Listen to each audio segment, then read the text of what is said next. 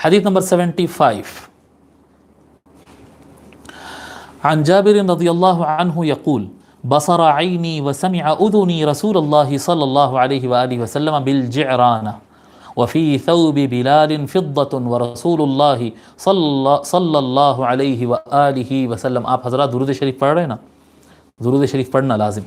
ورسول اللہ صلی اللہ علیہ وآلہ وسلم يقبضها للناس يعطيهم فقال رجل اعدل قال ويلك ومن يعدل إذا لم أكن أعدل. قال عمر بن الخطاب يا رسول الله دعني أقتل هذا المنافق الخبيث. فقال رسول الله صلى الله عليه وآله وسلم معاذ الله أن يتحدث الناس أني أقتل أصحابي إن هذا وأصحابه يقرؤون القرآن لا يجاوز تراقيهم يمرقون من الدين كما يمرق السهم من الرمية. رواه أحمد وأبو نعيم. حضرت جابر رضی اللہ تعالیٰ عنہ روایت کرتے ہیں. جابر کون ہیں بھئی؟ نئے راوی آئے ہیں. چلیے قلم اٹھا لیجئے، بہت دیر ہو گیا قلم اٹھا کر.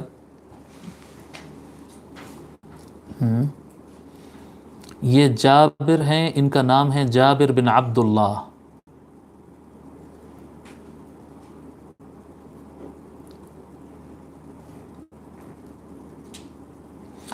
جابر بن عبداللہ الخزرجی الانصاری. جابر بن عبداللہ الخزرجی الانصاری. آپ انصاری صحابہ میں سب سے پہلے اسلام لانے والے، جو میں نے عرض کیا کہ بیعت العقبہ میں جو شامل تھے، یعنی جو حضور کو جا کر مکہ میں جا کر ملاقات کی، اسلام قبول کی اور حضور کو دعوت دی ان میں مدینہ آنے کے لیے، ان میں سے آپ کی شامل ہے. آپ کے والد صاحب آپ کو شروع میں، آپ کے والد حضرت جابر بن عبداللہ رضی اللہ عنہ کے والد صاحب شروع میں جنگ میں جہاد پر جانے سے منع کر دیے تھے. تو جنگ بدر میں آپ ساقی بن گئے تھے.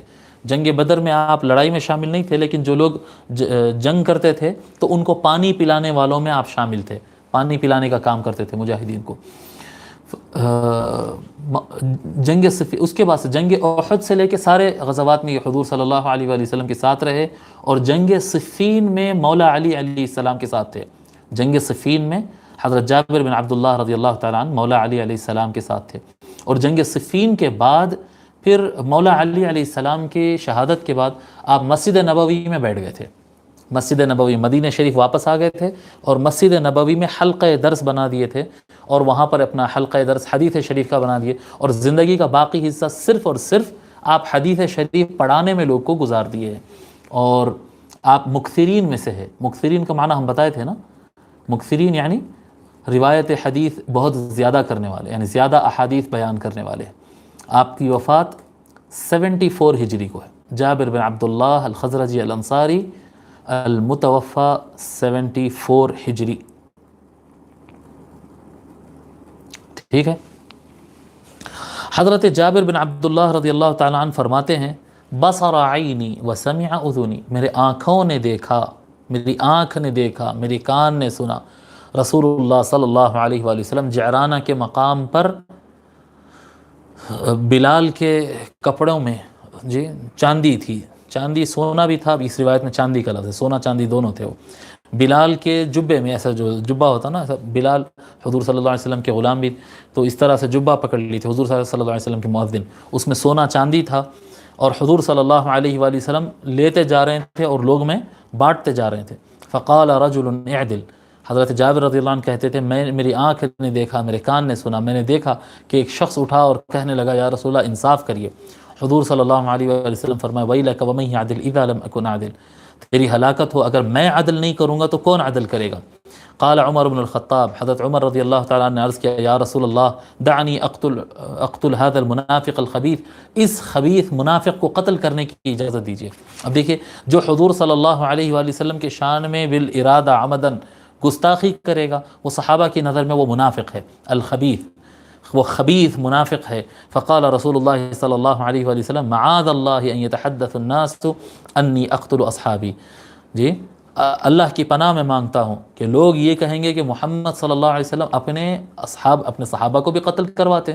جی کیونکہ اس وقت تک تو دنیا یہی جانتی تھی نا، ذوالخویسرہ التمیمی بھی ایک صحابی ہے، وہ بھی کلمہ پڑھا ہے، حضور کے ہاتھ پر اسلام قبول کیا، ایک اللہ کو مانتا ہے، قرآن پڑھتا ہے، روزہ نماز کا پابند ہے، تو لوگ تو اسے صحابہ جانتے ہیں. اس لیے ہم کہتے ہیں کہ جب صحابہ کرام جب صحابہ کرام کی بیان کرو نا حالات، بھئی اوور آل تو صحابہ کرام رضی اللہ عنہم اجمعین سب سے اللہ تعالیٰ راضی ہے، لیکن ان کا کردار دیکھنے سے پتہ چلتا ہے کہ صحابی کون ہے اور منافق کون ہے.